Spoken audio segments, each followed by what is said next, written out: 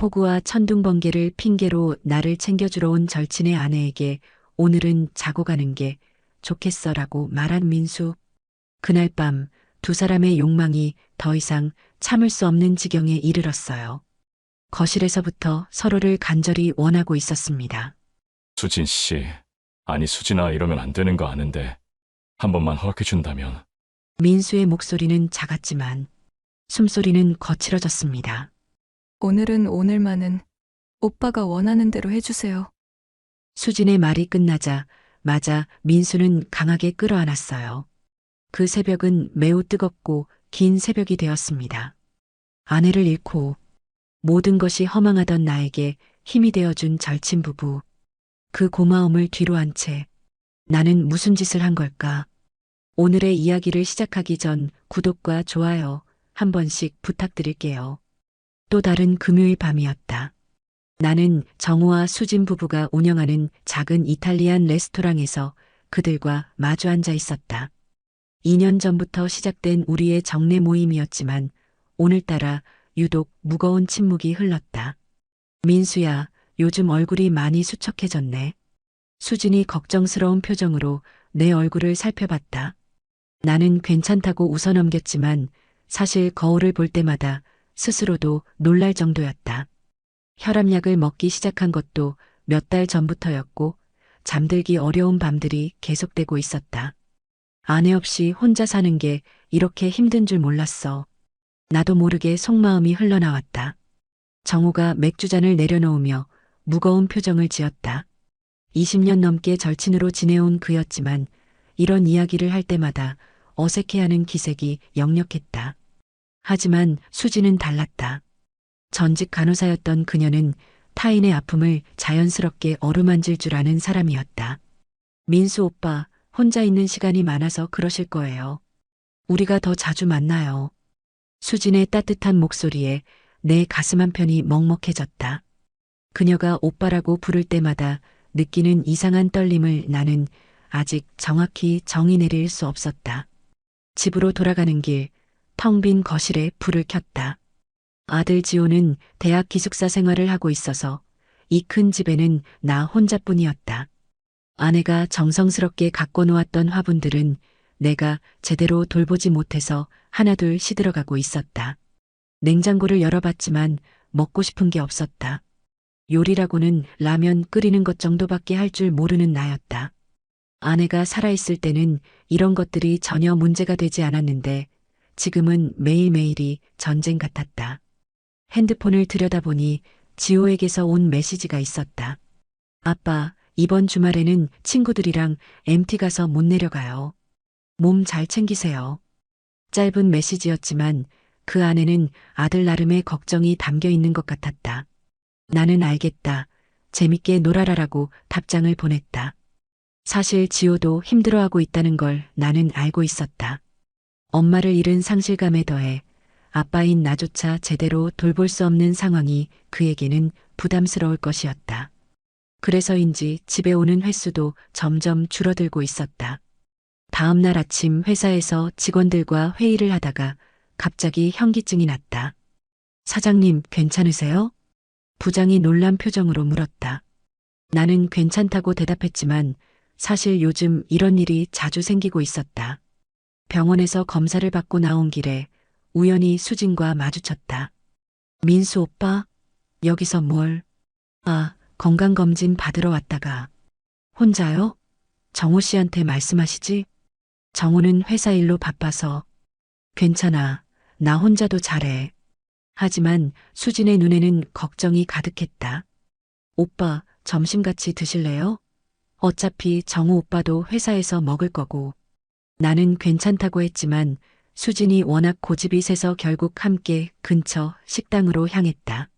식당에서 수진은 내가 제대로 먹지 않고 있다는 걸 금세 알아챘다. 오빠 많이 마르셨어요. 혼자 계시면서 제대로 못 드시고 계시죠? 그런 건 아닌데. 거짓말하지 마세요. 제가 간호사 출신인데 모를 줄 알아요? 수진이 내 앞에 반찬을 하나씩 올려주는 모습을 보면서 나는 오랫동안 잊고 있었던 감정을 느꼈다. 누군가 나를 챙겨준다는 것, 누군가 내 건강을 걱정해준다는 것. 아내가 세상을 떠난 후 처음으로 느끼는 따뜻함이었다. 앞으로 정우 오빠가 출장 갈 때는 제가 오빠 밥 차려드릴게요. 수진의 말에 나는 고개를 젓었다. 그러면 안 돼. 너도 바쁘잖아. 바쁜 게 뭐예요? 가족인데. 가족이라는 말에 내 가슴이 뜨끔했다. 정말 가족 같은 사람들이었다. 정우와는 대학 시절부터 20년을 함께해왔고 수진과도 그들이 결혼한 이후 15년 동안 가족처럼 지내왔다. 우리 아내도 수진을 친동생처럼 아꼈었다. 하지만 요즘 들어 수진을 바라보는 내 시선이 달라지고 있다는 걸 부정할 수 없었다.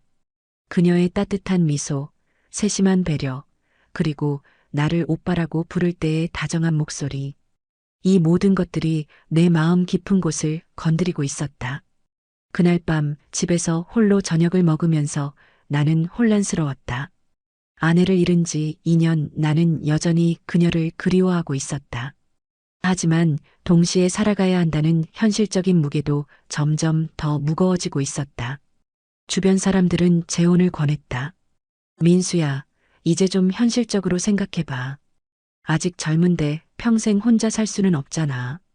하지만 그런 말들이 나에게는 더 큰 부담으로만 느껴졌다. 무엇보다 지호가 걱정되었다. 새 엄마를 받아들일 수 있을까? 아니면 아빠가 엄마를 배신했다고 생각할까? 아들의 눈치를 보는 내 자신이 한심하게 느껴지면서도 어쩔 수 없는 일이었다. 수진이가 내 어깨에 손을 올렸을 때 심장이 뛰는 걸 어쩔 수 없었다. 정호의 해외 출장이 잦아지기 시작한 것은 3월부터였다. 그가 다니는 대기업에서 동남아시아 지역 프로젝트를 맡게 되면서 한 달에 2번은 일주일씩 해외에 나가야 했다. 미안해, 민수야. 요즘 너 혼자 두고 자꾸 나가게 돼서. 정우가 미안한 듯 말했지만 나는 괜찮다고 했다. 회사 일이니까 어쩔 수 없는 거라고. 하지만 수지는 달랐다. 오빠 혼자 두면 안 되겠어요. 제가 챙겨드릴게요.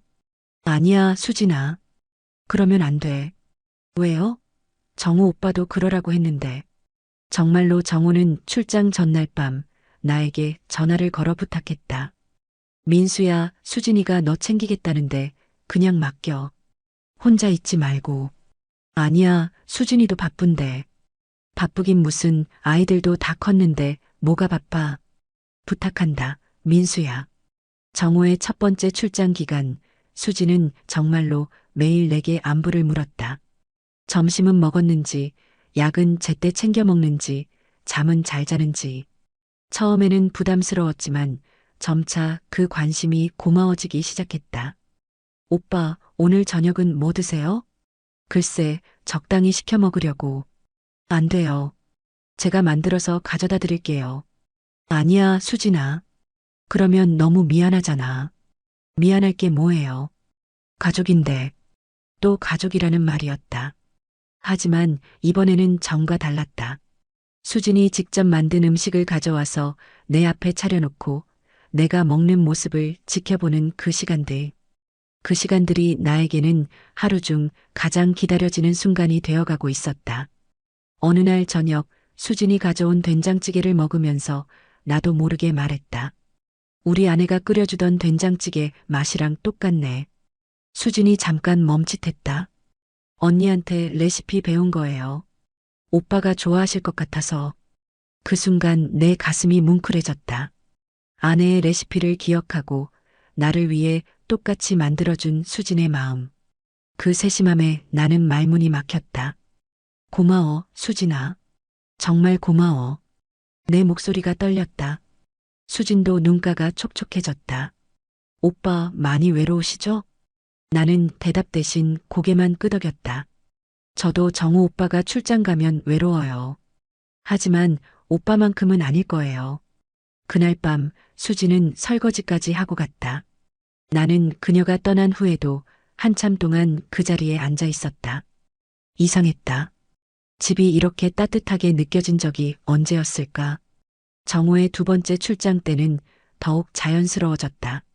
수지는 내가 먹고 싶어하는 음식들을 미리 알아놓고 준비해왔다. 그리고 함께 식사를 하면서 이런저런 이야기를 나누었다. 오빠, 요즘 지호는 어때요? 글쎄, 연락은 자주 안 하는데 잘 지내는 것 같아. 대학생이니까 그럴 수밖에요. 저희 아이들도 그랬어요. 수진이 아이들은 어떻게 지내? 큰애는 취업 준비하느라 바쁘고 둘째는 고3이라 공부에만 매달려 있어요. 일상적인 대화였지만 그 시간들이 내게는 소중했다.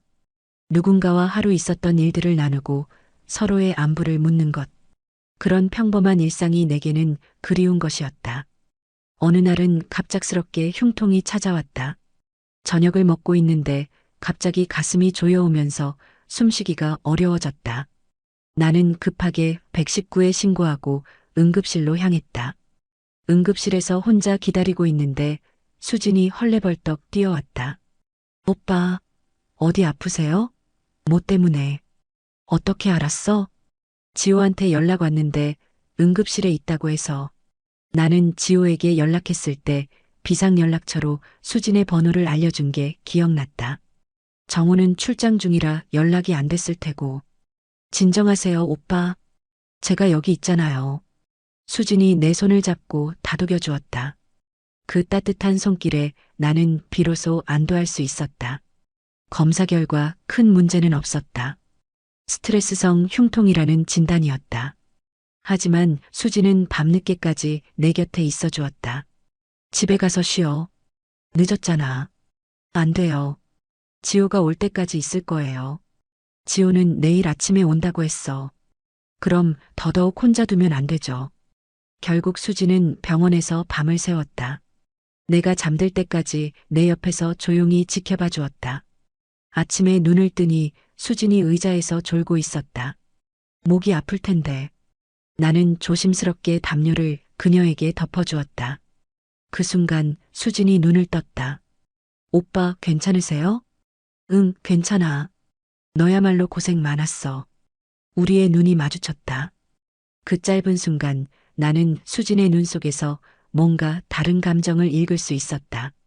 단순한 동정이나 친척 간의 걱정이 아닌 더 깊은 무언가. 오빠, 수진의 목소리가 떨렸다. 하지만 그때 지호가 병실 문을 열고 들어왔다. 아빠, 괜찮아요? 응, 괜찮다. 수진 이모가 밤새 돌봐주셨어. 지호가 수진에게 깊숙이 인사했다. 이모, 정말 감사해요. 제가 없을 때. 당연한 거야, 지호야. 우리 가족인데. 또 가족이라는 말. 하지만 이제는 그 말의 의미가 예전과 달라지고 있었다. 정우가 출장에서 돌아온 후 우리의 금요일 모임이 재개되었다. 하지만 나는 수진을 마주보기가 어려웠다. 응급실에서의 그 순간 우리 사이에 흐른 묘한 감정을 어떻게 해석해야 할지 몰랐다. 민수야, 병원 갔다며? 괜찮아? 정우가 걱정스럽게 물었다. 응, 별거 아니었어. 수진이가 밤새 돌봐줘서 고마웠어. 당연한 거지 뭘. 고마워할 게 뭐야. 정우는 태어났지만 나는 그 태어남이 오히려 더 괴로웠다. 그는 자신의 아내가 다른 남자를 위해 밤을 샌 것에 대해 조금도 의심하지 않았다. 절대적인 신뢰. 그 신뢰가 나에게는 가시처럼 박혔다. 그날 밤 집으로 돌아가는 길 수진이 조용히 말했다. 오빠, 혹시 제가 너무 나섰나요? 무슨 소리야? 병원에서 밤새 있었던 건 말이에요. 정우 오빠가 뭐라고 하지는 않았지만 나는 멈춰섰다. 수진도 뭔가 느끼고 있었구나. 우리 사이의 묘한 변화를. 아니야. 정말 고마웠어. 혼자였다면 더 무서웠을 거야. 다행이에요. 괜히 오해받을까봐 걱정됐어요. 오해. 그 단어가 내 가슴을 찔렀다. 정말 오해일까? 아니면 우리 둘 다 느끼고 있는 이 감정이 오해가 아닐까? 그날 밤부터 나는 수진에 대한 내 감정을 직시하기 시작했다. 처음에는 동정심이었다. 외로운 나를 챙겨주는 고마운 사람. 하지만 언제부턴가 그것이 다른 감정으로 바뀌어가고 있었다. 그녀의 웃는 모습을 떠올리며 잠들고 그녀의 목소리를 기다리며 하루를 시작하는 나. 이것은 분명 단순한 고마움이 아니었다. 하지만 동시에 죄책감도 밀려왔다. 20년 절친인 정호에게 어떻게 이럴 수 있는가? 죽은 아내에게 어떻게 이럴 수 있는가? 그리고 무엇보다 가정이 있는 수진에게 어떻게 이런 감정을 품을 수 있는가? 나는 혼란스러웠다. 54세의 나이에 이런 감정의 소용돌이에 휘말릴 줄은 꿈에도 생각하지 못했다. 6월의 어느 날 정호가 또다시 일주일간의 긴 출장을 떠났다. 이번에는 태국과 베트남을 오가는 출장이라 연락도 쉽지 않을 거라고 했다. 민수야, 이번에도 수진이한테 부탁할게. 아니야, 이번엔 괜찮아. 나도 이제 혼자 사는 게 익숙해졌어. 사실은 그 반대였다. 수진과 함께하는 시간들이 나에게는 너무나 소중해져서 그 감정이 두려워진 것이었다. 더 이상 선을 넘기 전에 거리를 두어야 한다고 생각했다. 하지만 수진은 내 말에 상관없이 여전히 나를 챙겼다. 오빠가 뭐라고 해도 소용없어요. 정우 오빠가 부탁했거든요. 출장 셋째 날 밤 갑작스럽게 태풍주의보가 발령되었다. 뉴스에서는 강한 바람과 폭우를 동반한 태풍이 밤새 지나갈 예정이라고 했다. 수진이 저녁을 가져다 주고 돌아가려던 참이었는데 갑자기 바람이 거세지기 시작했다. 이런 날씨에 나가면 위험해. 좀 기다렸다가 가. 괜찮아요, 오빠. 집이 멀지 않은데요. 하지만 곧 정전이 되었다. 온 동네가 깜깜해졌다. 밖에서는 천둥 번개가 치고 있었다. 이제 정말 못 가겠네. 나는 촛불을 켜며 말했다. 오늘 밤은 여기서 자고 가. 수진이 망설였다. 그래도 정우 오빠가 알면 정우 연락 안 되잖아. 나중에 설명하면 돼. 사실 나도 떨리고 있었다. 수진과 단둘이 밤을 보낸다는 것. 하지만 이 날씨에 그녀를 내보낼 수는 없었다. 촛불 불빛 아래서 우리는 마주 앉았다. 전기가 나가서 할 수 있는 것도 별로 없었다. 자연스럽게 대화를 나누게 되었다. 오빠 언니 생각 많이 나시죠? 수진이 조심스럽게 물었다. 나는 고개를 끄덕였다. 매일 하지. 특히 이런 밤에는 더. 언니가 정말 좋은 분이었어요. 저도 많이 그리워해요.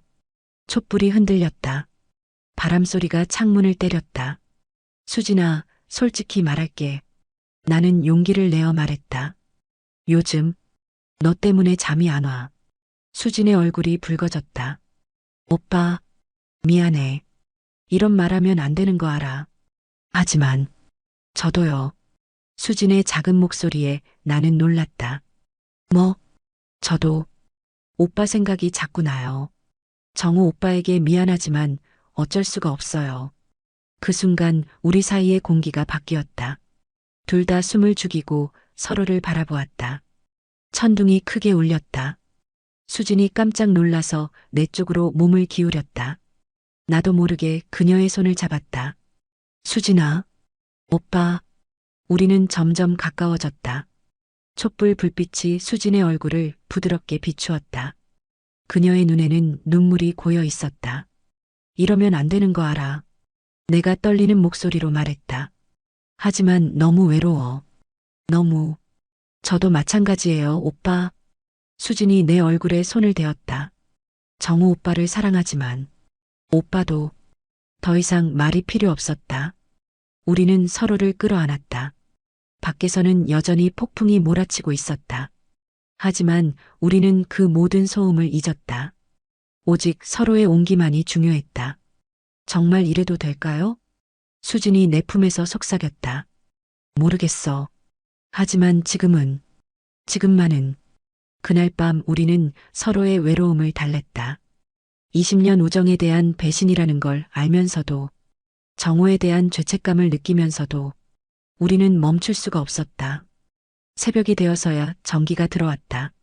갑자기 밝아진 거실에서 우리는 서로를 바라보았다. 현실이 다시 돌아온 것이었다. 오빠, 우리, 알아. 잘못한 거야. 하지만 후회스럽지는 않았다. 오히려 오랫동안 메말라 있던 내 마음에 담비 같은 시간이었다. 정우 오빠가 돌아오기 전에 우리 이 일은 물론이지. 아무도 모르게 해야 해. 수진이 옷을 정리하며 일어났다. 집에 가야겠어요. 아이들이 걱정할 거예요. 문 앞에서 수진이 돌아섰다. 오빠, 저 후회하지 않아요. 나도 고개를 끄덕였다. 나도. 하지만 동시에 우리 둘 다 알고 있었다. 이것이 시작이면서 동시에 끝이어야 한다는 것을. 수진이 떠난 후 나는 한참을 그 자리에 서 있었다. 아직도 그녀의 향기가 남아있는 것 같았다. 내 가슴은 뛰고 있었지만 머릿속은 복잡했다. 정호의 전화벨이 울렸을 때 나는 내가 무슨 짓을 했는지 깨달았다. 그날 오후 정호에게서 전화가 왔다. 민수야, 어제 태풍 괜찮았어? 뉴스 보니까 엄청 심했던데. 응, 괜찮았어. 목소리가 떨렸다. 정호는 눈치채지 못했지만 나에게는 그 짧은 대화가 고문 같았다.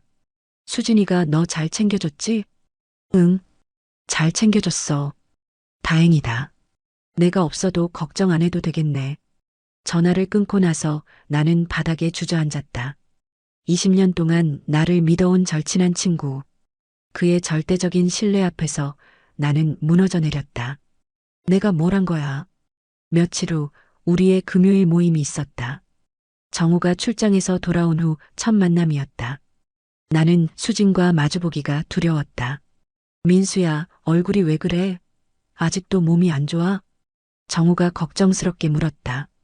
아니야, 괜찮아. 하지만 사실 며칠째 제대로 잠을 자지 못했다. 스트레스성 위염까지 생겨서 약을 먹고 있었다. 수진도 평소와 달랐다. 늘 밝고 활발하던 그녀가 조용했다. 정우와 대화할 때도 어색해 보였다. 여보, 왜 이렇게 조용해? 정우가 수진에게 물었다. 아무것도 아니야. 좀 피곤해서. 수진이 작은 미소를 지으며 대답했다. 하지만 나는 알고 있었다. 그녀도 나와 같은 죄책감에 시달리고 있다는 것을. 식사 내내 우리는 서로 눈을 마주치지 않았다. 가끔 실수로 눈이 마주치면 둘 다 급하게 시선을 돌렸다. 그 어색한 분위기를 정우만 모르고 있었다. 집으로 돌아가는 길 정우가 말했다. 민수야, 수진이가 요즘 좀 이상해. 내가 출장 다녀온 후로 내 심장이 쿵 떨어졌다. 그래, 나는 모르겠던데. 피곤해 보이고 예전처럼 말도 안 하고. 혹시 너 때문에 스트레스 받는 건 아닐까? 내 때문에? 너 챙기느라 고생했잖아. 미안하다, 민수야. 내가 너무 부탁만 했나 봐. 정호의 미안함이 내 가슴을 더욱 아프게 했다. 아니야, 그런 게 아닐 거야. 하지만 정호의 말이 맞았다. 수진은 분명 스트레스를 받고 있었다. 나 때문에. 그날 밤 수진에게서 문자가 왔다. 오빠, 우리 만나서 이야기 좀 해요. 다음 날 오후 우리는 조용한 카페에서 만났다. 수진의 얼굴은 파리해 보였다. 못 주무시는 것 같네요. 너도 마찬가지잖아. 우리는 한참을 말없이 앉아 있었다. 무거운 침묵이 흘렀다. 오빠, 우리 잘못했죠. 수진이 먼저 입을 열었다. 응. 나는 간단히 대답했다. 정우 오빠한테 너무 미안해요. 15년을 함께 살아왔는데. 수진의 목소리가 떨렸다. 나도 마찬가지야. 20년 우정을 하루아침에 배신한 거잖아. 그날 밤을 후회하냐고 물으면 그렇다고 대답할 수가 없어서 더 괴로워요. 수진이 눈물을 참으며 말했다. 나도 같은 마음이었다. 잘못된 일이라는 걸 알면서도 그 밤의 따뜻함을 부정할 수는 없었다. 하지만 이제는 정말 끝내야겠어요. 응, 그래야지. 오빠, 저희 좀 거리를 두어요. 당분간은 만나지 말고. 그게 좋겠어. 하지만 쉽지 않았다. 정우가 다음 출장 계획을 말할 때마다 가슴이 뛰었다. 수진을 보고 싶다는 마음을 억누르기가 힘들었다. 정우도 변화를 눈치챘다. 민수야, 요즘 왜 금요일 모임을 자꾸 빠지려고 해? 회사 일이 바빠서. 수진이도 그렇고 너도 그렇고 다들 왜 이래? 결국 피할 수 없어서 금요일 모임에 나갔다. 하지만 예전 같지 않았다. 억지로 웃고 억지로 대화하고 억지로 자연스럽게 행동했다.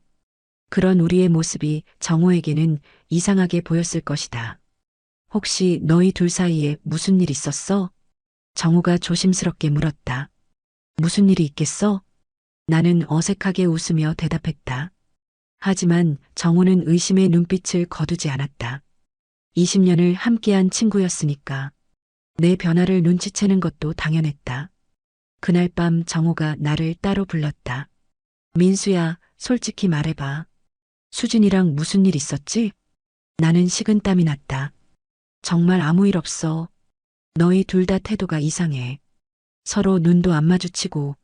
생각 과다야, 정호야. 하지만 정호는 쉽게 물러서지 않았다. 민수야, 우리 20년 친구잖아. 뭔가 있으면 말해.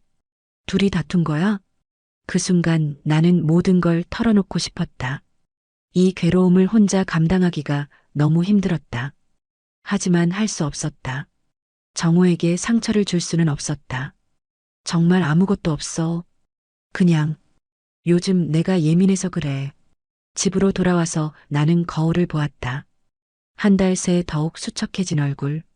죄책감이 나를 갉아먹고 있었다. 수진도 마찬가지였을 것이다. 정호의 아내로서, 두 아이의 엄마로서 그녀가 느꼈을 괴로움. 나는 그녀에게 씻을 수 없는 상처를 준 것이었다. 그날 밤 나는 결심했다. 이 모든 것을 정리해야겠다고. 수진과의 관계뿐만 아니라 정호와의 우정까지도. 더 이상 이런 상황을 지속할 수는 없었다. 거짓말과 죄책감 속에서 살 수는 없었다. 진정한 사랑이란 때로는 포기하는 것이라는 걸 배웠다. 며칠을 고민한 끝에 나는 수진에게 마지막으로 만나자고 연락했다. 모든 것을 정리하기 위해서였다. 우리가 만난 곳은 처음 단둘이 대화를 나누었던 그 카페였다. 수진도 내 마음을 알고 있는 듯 침중한 표정이었다. 오빠 결심하셨구나. 수진이 먼저 말했다. 응. 이대로는 안 될 것 같아. 저도 마찬가지예요. 정우 오빠를 속이고 있는 제 자신이 너무 미워요. 우리는 한참을 말없이 앉아 있었다. 카페 안에는 잔잔한 음악이 흘렀다. 수진아, 그날 밤 후회하지 않는다고 했잖아. 지금도 후회하지 않아요. 나도 그래. 하지만 계속할 수는 없죠. 수진이 내 말을 끝맺어 주었다. 정우 오빠는 좋은 남편이에요. 저를 15년 동안 한결같이 사랑해주고 아이들에게도 좋은 아버지고요. 나도 알아. 정우는 세상에서 가장 좋은 친구야. 그런데 우리가 이러고 있으니 모든 게 무너지는 것 같아요. 수진의 눈에 눈물이 고였다. 오빠, 제가 오빠를 사랑한다는 걸 알아줘요. 하지만 이 사랑을 지킬 수 없다는 것도. 나는 수진의 손을 잡았다. 마지막으로 나도 너를 사랑해, 수진아. 아내를 잃은 후 처음으로 느끼는 감정이야. 그럼 더더욱 소중하게 간직해야겠네요. 가슴속에만. 우리는 서로를 바라보았다. 이별을 받아들이기 힘들었지만 다른 선택이 없다는 걸 알고 있었다. 앞으로 어떻게 하죠? 자연스럽게 거리를 두자. 금요일 모임도 당분간은 피하고. 정우 오빠가 의심하면 어떻게 해요? 시간이 지나면 괜찮아질 거야. 원래대로 돌아갈 거야. 하지만 우리 둘 다 알고 있었다. 원래대로 돌아갈 수는 없다는 것을. 우리 사이에는 이제 돌이킬 수 없는 선을 넘은 기억이 있었다. 카페를 나서면서 수진이 말했다. 오빠, 행복하세요. 언젠가는 정말 좋은 분을 만나실 거예요. 너도 행복해, 수진아. 정호아. 우리는 그렇게 헤어졌다. 뒤돌아보지 않고. 몇 주가 지났다. 나는 의도적으로 정호와의 만남을 줄였다. 회사 일이 바쁘다는 핑계로. 정호는 여전히 의심스러워했지만 시간이 지나면서 점점 예전처럼 행동했다. 민수야, 요즘 회사 일이 그렇게 바빠? 응, 새 프로젝트 때문에. 수진이도 요즘 정신없이 바빠. 아이들 때문에. 정호의 말에 나는 조심스럽게 반응했다. 그렇구나. 수진의 소식을 듣고 싶었지만 물어볼 수는 없었다. 한 달 후, 우리의 금요일 모임이 재개되었다. 더 이상 피할 수도 없었고 정호의 의심을 키울 수도 없었다. 수진과 마주 앉았지만 이제는 자연스럽게 대화할 수 있었다. 물론 마음 깊은 곳에서는 여전히 그녀를 그리워하고 있었지만 민수 오빠 요즘 어떻게 지내세요? 잘 지내고 있어. 너는? 저도 잘 지내고 있어요. 우리의 대화는 정중했지만 거리가 있었다. 정우는 예전보다 편해 보였다. 이제야 좀 예전 같네. 정우가 만족스러워했다. 그날 밤 집에서 혼자 앉아 있으면서 나는 생각했다. 사랑이 뭘까? 진정한 사랑이란 뭘까? 수진을 사랑했다. 어쩌면 지금도 사랑하고 있다. 하지만 그 사랑을 지키기 위해 많은 것들을 포기해야 했다. 정우와의 우정을 위험에 빠뜨릴 수 없었고 수진의 가정을 파괴할 수도 없었다. 어쩌면 진정한 사랑이란 때로는 포기하는 것일지도 모른다. 상대방의 행복을 위해 자신의 욕망을 억누르는 것. 그런 생각을 하면서 나는 비로소 마음의 평화를 찾을 수 있었다. 몇 달 후 지호가 집에 왔다. 아빠, 요즘 좀 괜찮아 보여요. 그래. 네, 예전보다 편해 보여요. 뭔가 마음의 짐을 덜어놓은 것 같다고 할까요? 아들의 말에 나는 미소를 지었다. 정말로 마음의 짐을 덜어놓았으니까. 아빠, 새로 사랑하는 분이 생기면 말해주세요. 저도 이제 이해할 수 있어요. 지호의 성숙한 모습에 나는 놀랐다. 고마워, 지호야. 하지만 나는 당분간 새로운 사랑을 찾을 생각이 없었다. 아직은 혼자 지내는 것이 맞는 것 같았다. 1년이 지났다. 우리의 금요일 모임은 계속되고 있다. 이제는 정말로 자연스러워졌다. 수진과도 편하게 대화할 수 있게 되었다. 물론 가끔은 그날 밤의 기억이 떠오르기도 한다. 하지만 더 이상 괴롭지 않다. 아름다운 추억으로 가슴속에 간직하고 있을 뿐이다. 민수야, 요즘 정말 좋아 보인다. 정우가 말했다. 그래. 응, 뭔가 마음의 안정을 찾은 것 같아. 정우가 맞았다. 나는 마음의 안정을 찾았다. 사랑하되 포기할 줄 아는 법을 배웠으니까. 수진도 예전의 밝은 모습을 되찾았다. 정우와 아이들에게 더욱 사랑받는 아내이자 엄마가 되었다. 그 모습을 보면서 나는 우리가 올바른 선택을 했다고 확신한다. 때로는 사랑한다는 것이 함께하는 것만을 의미하지는 않는다는 걸 배웠다. 진정으로 사랑한다면 상대방의 행복을 위해 물러설 줄도 알아야 한다. 그것이 54세에 늦깎이로 배운 사랑의 진정한 의미였다. 지금도 수진을 사랑한다. 하지만 그 사랑은 이제 고요하고 평화롭다. 누구에게도 상처를 주지 않는 사랑. 그것으로 충분하다. 오늘도 금요일이 다가온다. 정우와 수진과 함께할 또 다른 저녁 시간. 이제는 두렵지 않다. 오히려 기대된다. 소중한 사람들과 함께하는 평범한 일상. 그것이 얼마나 귀한 것인지 이제는 안다.